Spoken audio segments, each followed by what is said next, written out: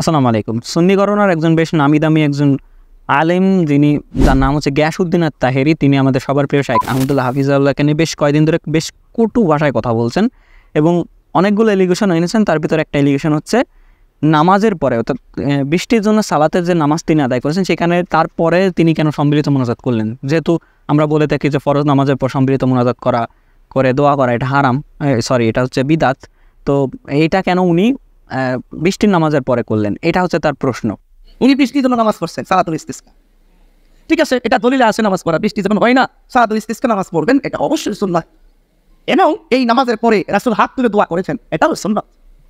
কিন্তু সেই আহমদুল্লাহ সাহেবী অসংখ্য দিন বক্তব্যের মধ্যে বলেছে যে ফরজ নামাজের পরে কেন, ফরজ নামাজের পরে কি সুন্নত নফল, কোন নামাজের পরে হাত তুলে দোয়া করা, সম্মানিত দোয়া করা, হাত তোলা জায়েজ নয়, এটা বেদাত চলছে। আমি কি বলতে চাইলাম যে আপনি সারা জীবন বললেন সারা থেকে সুন্নত থেকে সব নামাজের পরে হাত তুলে দোয়া করা বেদাত। যদি বেদাত হয় আপনি সব ইস্তিসকা নামাজে হাত তুলে দোয়া করলেন কেন?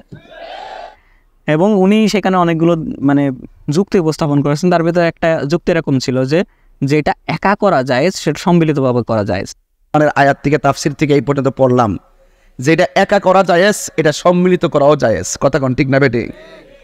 তো এখন এটা কতটুকু সত্য, আর বিদাত বলতে আসলে কি বোঝায়, কোনটা কখন বিদাত হয়ে যায়, এই বিষয়গুলো তো আমাদের জানা উচিত।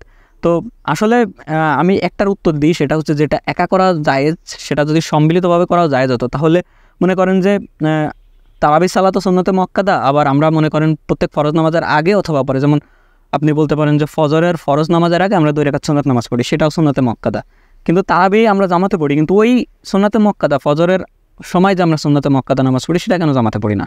কারণ এক জায়গায় অনুমতি আছে আর এক জায়গায় অনুমতি নাই। এর মানে কি? এর মানে বৃষ্টির সালাতের পরে সম্মিলিত মোনাজাত করাটাই সুন্নত, কিন্তু ফরজ নামাজের পরে এরকম কোনো মোনাজাত নাই, সুতরাং সেটা সুন্নত না। এটা আসলে মেইনলি এখানে বোঝানো হচ্ছে।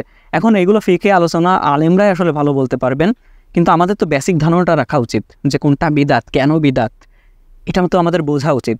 আপনি যদি না বোঝেন তাহলে এই টাইপের এই যে এই ঘটনার আলেমদের কথা শুনে আপনি বিভ্রান্ত হবেন। সুতরাং অবশ্যই আপনাকে জানা উচিত যে কোনটা আসলে বিদাত, এবং একই সাথে আপনার এটাও জানা উচিত যে কোনগুলো আসলে সুন্নাহসম্মত আমল। যেমন আমি তো নামাজের পরে ফরজ নামাজের পরে সম্মিলিত মোনাজাত করলাম না, কিন্তু আমি করবোটা কি? আমার অনেক তাসবিহ আছে। কি কি তাসবিহ আছে, কোনগুলো সুন্নাহসম্মত, এই সব কিছু আসলে রাসূলুল্লাহ সাল্লাল্লাহু আলাইহি ওয়াসাল্লাম আমাদেরকে শিখিয়ে দিয়ে গেছেন।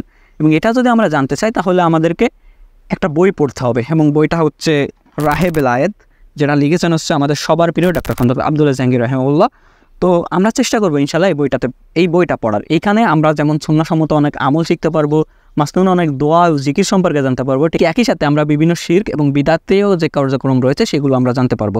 এবং তার পাশাপাশি আমরা এটাও জানতে পারবো কোন আমলগুলো শিরকের দিকে নিয়ে যাচ্ছে, কোন আমলগুলো শিরক মুক্ত হবে, শিরক মুক্ত আমল করতে গেলে আমাদেরকে কী কী করতে হবে, এই বিষয়গুলো আমরা বিস্তারিত জানতে পারবো।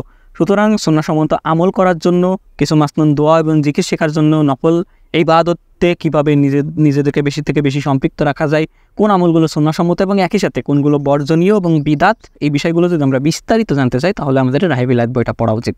অবভিয়াসলি আশেপাশের লাইব্রেরিতে আপনি খবর নেবেন যে এই বইটা পাওয়া যায় কিনা, যদি পাওয়া যায় তাহলে তো সেখান থেকে কিনে নিতে পারছেন, আর না হলে অবভিয়াসলি আপনারা রকমারি থেকে বা যে কোনো অনলাইন প্ল্যাটফর্ম যেখানে স্বল্প মূল্যে আপনারা পাবেন সেখান থেকে কিনে নিতে পারেন।